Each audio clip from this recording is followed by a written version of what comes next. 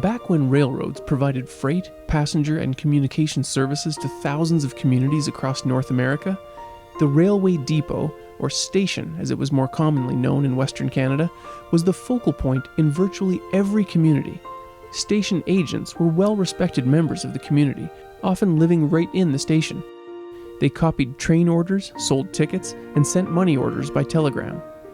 Ray Johnson was one of the last station agents employed by Canadian National, retiring from the station at Camrose in 1987.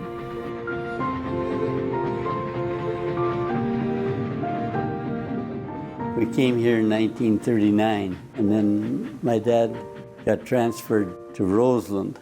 I was working on a farm after school. I loved that, and I loved the cattle. And I had a chance to go to Vermilion, so I went to Vermilion for 1 year. Then I came back, I graduated, worked on the farm again for part of a year, and then I got a chance to go on the railroad. A fellow by the name of Jimmy Hart, he said he could get me on the railroad in any position I wanted because the 5-day week was coming into effect. So I said I would like to train to be an operator or a station agent so I could be at home. My first job as an operator was at Unity. I loved that town. Everything I wanted was there. I played ball, I curled, I played hockey. Yeah, and I married a nurse from there. Worked at Unity till 1956.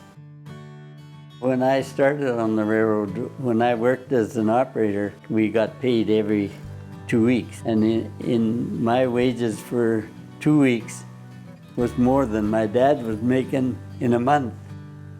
And then I bid in my first station was at Round Hill. It came up for bid and I got that. So that was my first station as a station agent. You went by seniority. So if the job came up on a bulletin, you put in your name and your seniority, and that's how you got these jobs. The night operator's job came up in Camrose, and I thought at the time all the little stations, they were closing them down.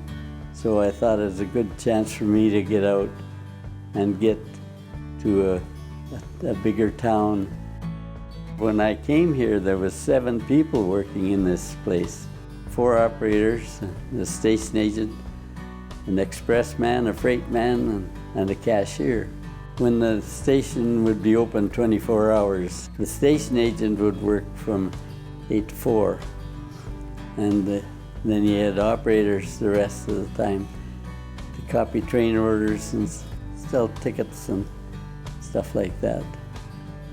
Well, I lived in the station, yeah, at Round Hill and at Waseca. The trains would go by there at night. At Waseca, you lived right next to the track. The bedroom was on the main floor. It wasn't a 2-story floor.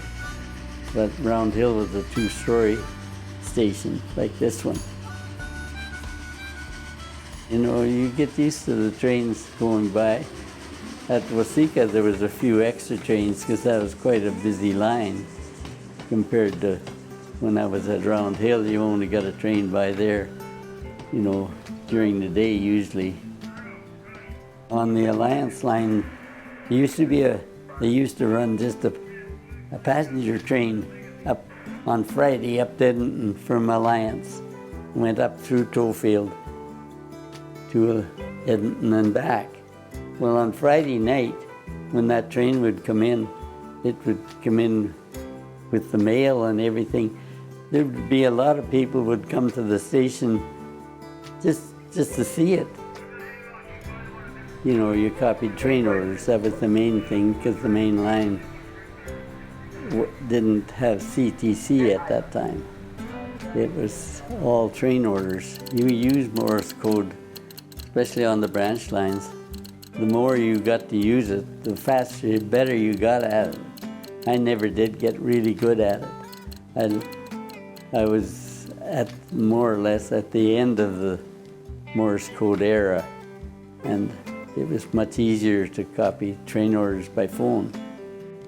You copied train orders for the trains to meet. They had a passing track at all the towns. They would have a meet. They would tell which train was to take the siding, and you copied train orders and you put them in a hoop, and you would hand them up to the engineer when he was going by. And then you had a little short one that you handed up to the caboose when he went by. Well, you'd be going pretty fast. You had to make sure that when the engineer put his hand through that hoop, you let go of it, so it didn't jerk him. But when I started on the railroad, a big train was 40 cars. Now they have trains that are over 200 cars. Kelsey was the first town out of here.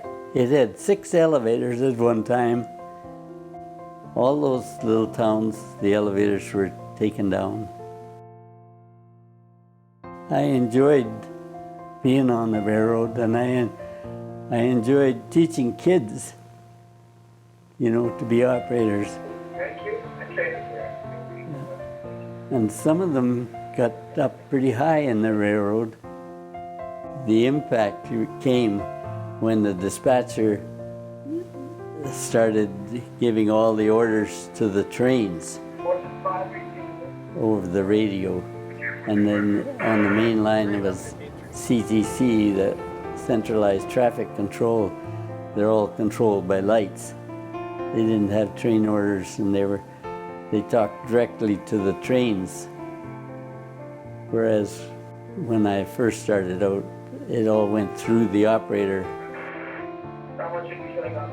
So that's why there isn't any more operators or station agents.